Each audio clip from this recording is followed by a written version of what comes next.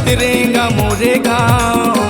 बोर चढ़े बड़े आवे वो टूरी सतरेंगा मोरे गाँव। रेस्ट हाउस के मंजा लावो ले ले मोरे साथ। नावल महंत के संगे मारे सेल्फी ले ले मोरे जान।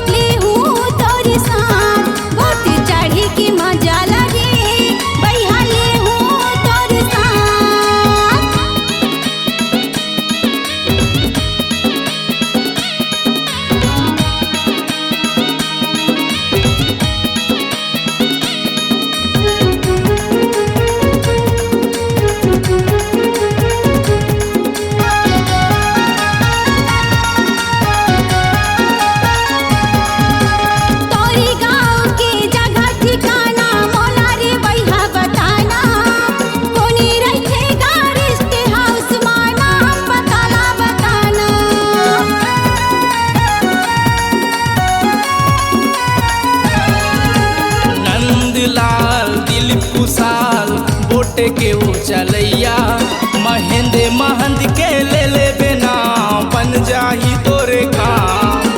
बोट चढ़े बढ़िया दीवाना सतरेंगा तोरे गाँव। बोट चढ़े बढ़िया बे वो टूरी सतरेंगा मोरे गाँव।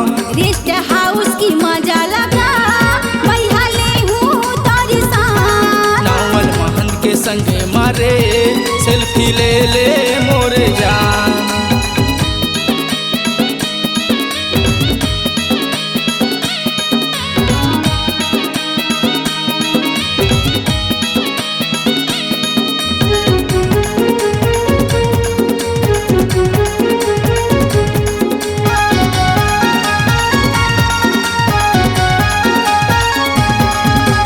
पूछत पूछते आवे वो टूरी सतरेंगा मोरे गाँव।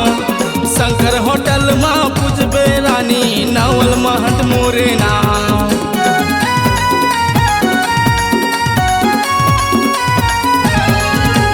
पूछत पूछत मैं आऊँगा टूरा सतरेंगा तोरे गाँव। शंकर होटल माँ पूछ ले हूँ राजा नावल महंत तोरे नाम। बोट चढ़े बड़े आवे दीवानी वो सतरेंगा मोरे गाँव।